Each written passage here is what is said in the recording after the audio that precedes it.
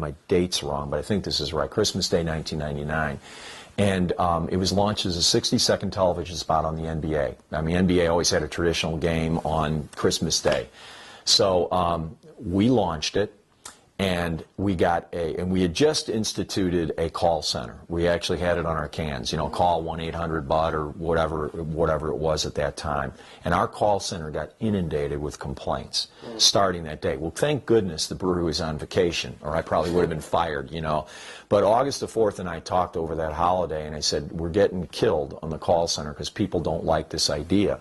And it was really, it was complaints for the wrong reasons. It was, I don't like guys sticking their tongues out. It was racial tinged in terms of its criticism, and it was coming from parts of the country that you don't want to be stereotypical, but you'd say, okay, it's very working class. People don't understand what we're trying to do. This is about, it doesn't matter about race.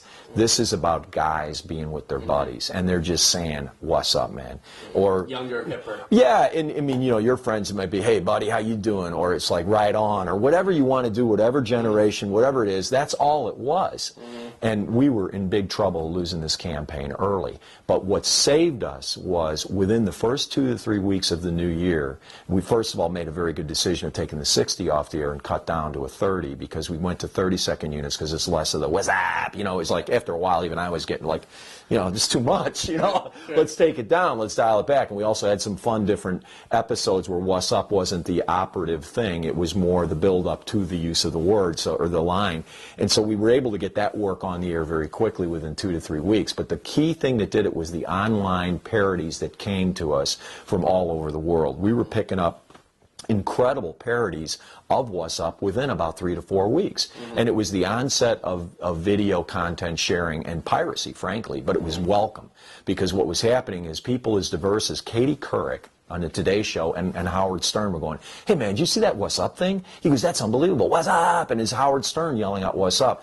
Immediately the criticism melted away, or the criticism was still there from people who didn't get it, or wanted to do it for the wrong reasons, wanted to criticize for racial reasons, and immediately just got buried by these people that were third-party endorsers and the online parodies. And the online parodies were going everywhere, and they were hilarious. It was old ladies planting flowers. It was bizarre, different interpretations. They were coming from Iceland, from Switzerland, and we were having trouble tracking this stuff, but we were finding out that it was coming in, people were looking at it, disc jockeys were seeing it, television stations were lifting it and showing it, and all of a sudden the criticism melted away and this thing became a worldwide phenomenon. And a year later, you know, we win the Cannes Gold Lion for the best advertising in the world. So we were this close to losing it, and my point on this is that the cross-platforming of people taking your idea and basically shooting it on their own, and some pretty good production too. And there were probably some production companies in LA, you know, doing some stuff at the time which was fun, and the stuff was just getting flooding the marketplace. Well, we became,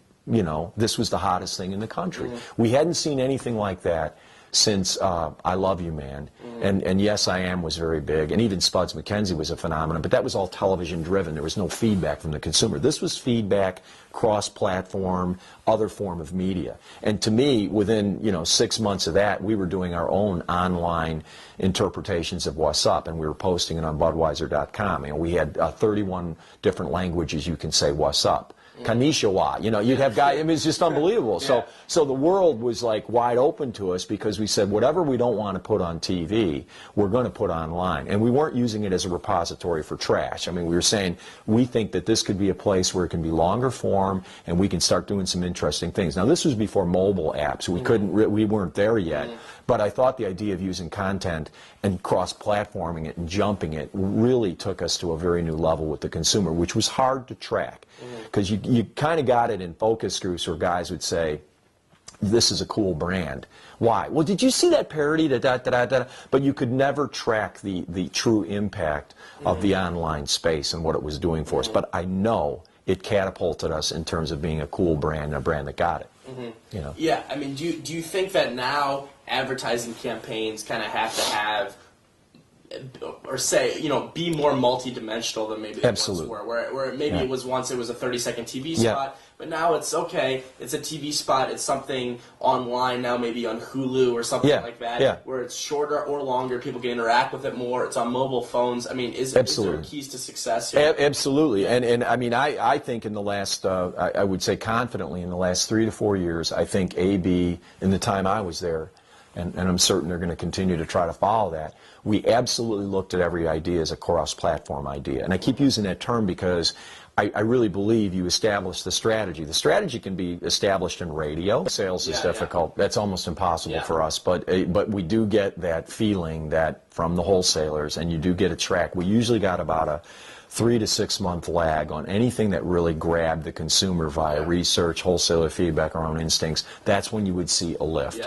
And you would see people saying, hey, this brand's hot. And it would really come out in the more contemporary adult markets. And, you know, I don't want to say college towns because that's, you know, you got people who are underage. But we would start to get a bump. Yeah, if we could retell that mobile story. Yeah. I think that's really interesting. So I was basically, I'll reframe it. I'm rolling. Let me adjust this light real quick. It's cool. I only have a couple more and then... Yeah, no, we're cool. I mean, I'll go as long as you guys want. I love talking about it. I wish I could be. I wish I could be more succinct. I want to be here all day. Yeah, lies too. Yeah, I wish we could do this all day. I know. If all the interviews were this exciting, it would be. My life would be good. So much easier. Yeah, they'll be good. My life would be very, very good. Yeah. Well, you're knowledgeable about all this stuff, though, David. You guys are going to do awesome. Thank you. You really are. You research the stuff, and you know, and you have your own opinions, and that's what matters. Because that's the other thing about it. It's like this isn't brain surgery. I mean, the stuff we were doing was common sense. It's like I'm flattered and I'm honored that people feel we did great things. We did, but we had the money to do it, and we had the guts to do it. And I had a guardian angel. His name was August the 4th. So when you start putting intelligent people, guys like yourself, and take a risk. And say, hey, but can we go there? And as long as you think like a consumer and say, look, when you put this on the air, does this make sense? Is it a logical leap to what we've been doing? I mean, we position the brand, and you always believe that there's new generations of consumers coming up. And every 2 years, I always thought there was a new generation, because I always look back to my own high school or college days and said, I never hung out with guys that were too much older than me or younger than me. My guys and the people I most wanted to impress were the people that I grew up with. And I'm telling you, if I liked What's Up, will the next generation like it? You know, I don't know. So why don't we just evolve it and make people discover it? And, you know, that was kind of the way we try to approach things. Very simple idea, you know. So. That's good. Are you running over? Okay, yeah. I was going to say, also, just for us, from this perspective, like, that's our thing right now, is that I self-funded the whole thing with all my savings, and we've just been kind of trying to evolve it into more and more of a business. So it's been an adventure. Yeah. You know, You'll do it. If you believe in it, you're going to be successful. So we'll kick it back. Do I need to do anything special, or just another question? Let's just go ahead and repeat the question. Rick can just cover it. Yeah. Okay. So, it seems that advertising, obviously, nowadays is changing a bit. You have, more fragmentation. You've got online. You've got mobile. All these different applications and new ways to consume information, also interact with the advertiser. And I just want to get your opinion on it, where it's kind of going. And I know you've mentioned also some of the kind of cool creative stuff that Anheuser-Busch did to reach people in more places as well. Well, I mean, I think it's a great question. I think the one thing I've noticed over the years is that people were afraid of the new technology because they didn't know what to do with it. And it kind of amuses you when you look at it. They have these conferences, and this person's going to give you the definitive answer on mobile marketing, and this one, you know what? It's not that complicated. It's not that complicated. If you're a user of the technology, you'll figure it out. It's a very fluid process. The biggest thing is you have got to have a central idea. And if you have a central idea and a central strategy, you can translate it to any medium. You really can. So I think the problem is with companies that are using traditional advertising, you can't always think of it as a television idea only. We were always pretty good at saying, okay, if the idea came from a print ad, which Spuds MacKenzie did, believe it or not, it can be applied to another medium.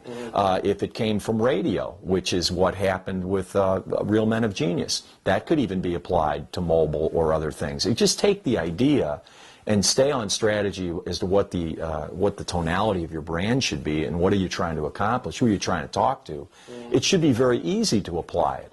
But you can't think of these mediums as mutually exclusive, because they're not. Because that's not the way the consumer looks at it. I mean, the consumer, and especially a younger consumer today, I loved going to conferences and saying, how many of you read the newspaper today?